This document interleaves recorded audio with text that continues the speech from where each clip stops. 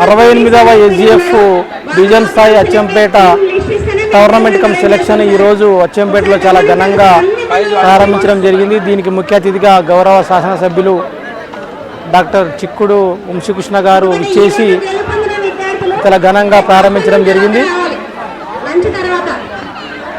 ఈ క్రీడల్లో క్రీడా నైపుణ్యాన్ని ప్రదర్శించి kabaddi, volleyball, kho kho, boys and girls క్రీడాకారులు చక్కని ప్రతిభను కనబరించి ఈరోజు under 17 years boys and girls ఆటలు ముగిసడం జరిగింది. రేపు under 14 years boys and girls kabaddi, kho kho, volleyball టోర్నమెంట్లు రేపు ఇదే గ్రౌండ్లో ప్రారంభమవుతాయి. జిల్లాలోని ఉన్నటువంటి 20 మండలాలు విజయవంతంగా మండల స్థాయి టోర్నమెంట్ పూర్తి చేసుకోవడం జరిగింది.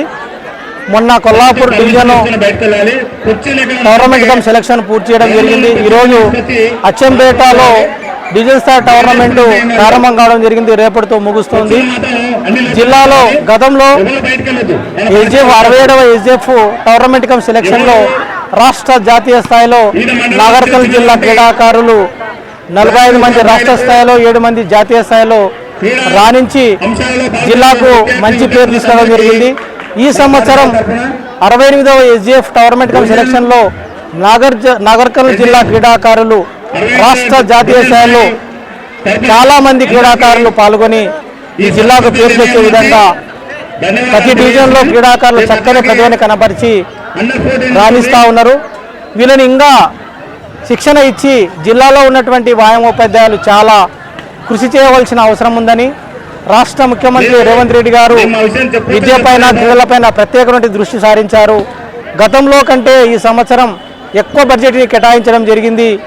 నియోజకవర్గంలో స్పోర్ట్స్ అకాడమీలు నియమించి నియోజకవర్గంలో ఉన్న క్రీడాకారులకు ప్రత్యేక శిక్షణ ఇచ్చి రాష్ట్ర జాతీయ స్థాయిలో రాణించడానికి కృషి చేయాల్సిందిగా వ్యాయామోపాధ్యాయులని ఈ మధ్యకాలంలో జరిగినటువంటి రాష్ట్ర స్థాయి సమావేశాల్లో ప్రిన్సిపల్ సెక్రటరీ ఎడ్యుకేషన్ వారు చెప్పడం జరిగింది. బడ్జెట్ని కేటాయిస్తూ ఉన్నాం, కానీ అదేవిధంగా ఫలితాలు కూడా రావాలని చాలా సీరియస్గా ప్రభుత్వం ఆలోచన చేస్తూ ఉంది. కాబట్టి ఉమ్మడి మామనాథ్ జిల్లాలో నాగర్కర్నూలు జిల్లాకు స్పోర్ట్స్ పాఠశాలను శాంక్షన్ చేయడం జరిగింది. రానున్న రోజుల్లో వ్యాయామోపాధ్యాయులు చాలా సీరియస్గా పాఠశాలలో పనిచేయాల్సిన అవసరం ఉందని వారానికి 10 గంటలు తప్పనిసరిగా వ్యాయామోపాధ్యాయులు పనిచేయాలని,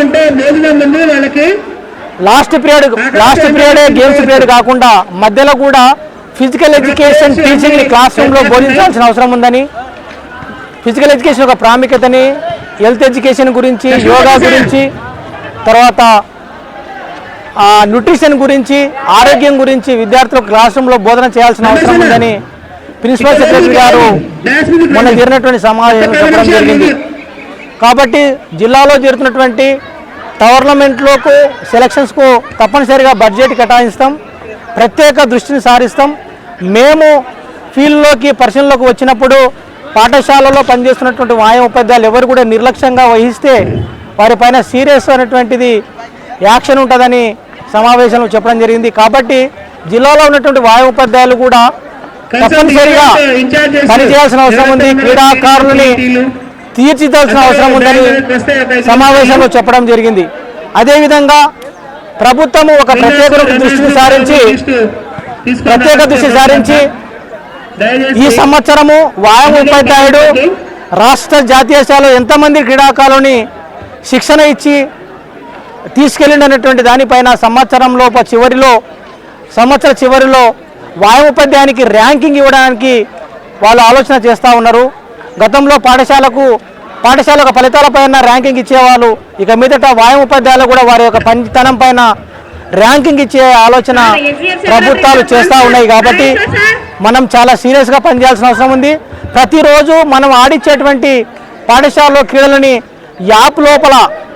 ఒక యాప్ని క్రియేట్ చేస్తూ ఉన్నారు. యాప్ లోపల ఆడినటువంటి క్రీడని అప్లోడ్ చేయాల్సిన అవసరం ఉందని చెప్పడం జరిగింది. ఇవన్నీ కూడా రానున్న రోజుల్లో భవిష్యత్తులో చాలా సీరియస్గా విధి విధానాలను తయారు చేస్తూ ఉంది ప్రభుత్వం. కాబట్టి జిల్లా వ్యాయామోపాధ్యాయులు చాలా చాలా కమిట్మెంట్ తోటి పాఠశాలలో పనిచేయాల్సిన అవసరం ఉంది అని డైరెక్టర్ ఆఫ్ స్కూల్ ఎడ్యుకేషన్ గౌరవనీయులు నరసింహారెడ్డి సార్ గారు చెప్పడం జరిగింది. కాబట్టి జిల్లా వామోపాధ్యాయులకు నేను చేసే సూచన ఏంటంటే, మనం రానున్న రోజుల్లో విద్యపైన క్రీడలపైన ప్రభుత్వం ఒక స్పష్టమైనటువంటి ఆలోచనతో ముందుకెళ్తూ ఉంది. కాబట్టి మనం ఆ దిశగా పనిచేయాల్సిన అవసరం ఉంది. ఏమాత్రం నిర్లక్ష్యం ఉన్నా మన యొక్క ఉద్యోగాలు ఇబ్బంది కలిగే పరిస్థితి ఏర్పడుతూ ఉంది. కాబట్టి మనం మన డ్యూటీలో భాగంగా తప్పనిసరిగా మనం వారానికి 10 గంటలు తప్పనిసరిగా పనిచేయాల్సిన అవసరం ఉందని నేను జిల్లా ఏజే పక్షాన జిల్లాలో ఉన్నటువంటి వామోపాధ్యాయులకు పేరు పేరున తెలియజేస్తూ ఉన్నాను.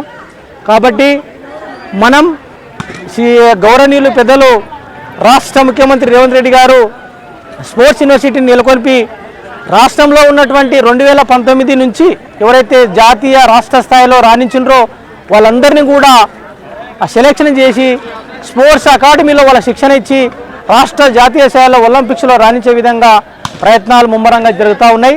రానున్న రోజుల్లో భవిష్యత్తులో ఒలింపిక్స్లో తెలంగాణ పక్షాన అధిక మంది క్రీడాకారులు ఒలింపిక్స్లో పాల్గొనే విధంగా గౌరవ రాష్ట్ర ముఖ్యమంత్రి రేవంత్ రెడ్డి గారు ఆలోచన చేస్తూ ఉన్నారు. కాబట్టి ఆ బాధ్యతని వామోపాధ్యాయులు తప్పనిసరిగా సీరియస్గా తీసుకొని క్రీడాకారులను ఆ దిశగా తీర్చిదిద్దే విధంగా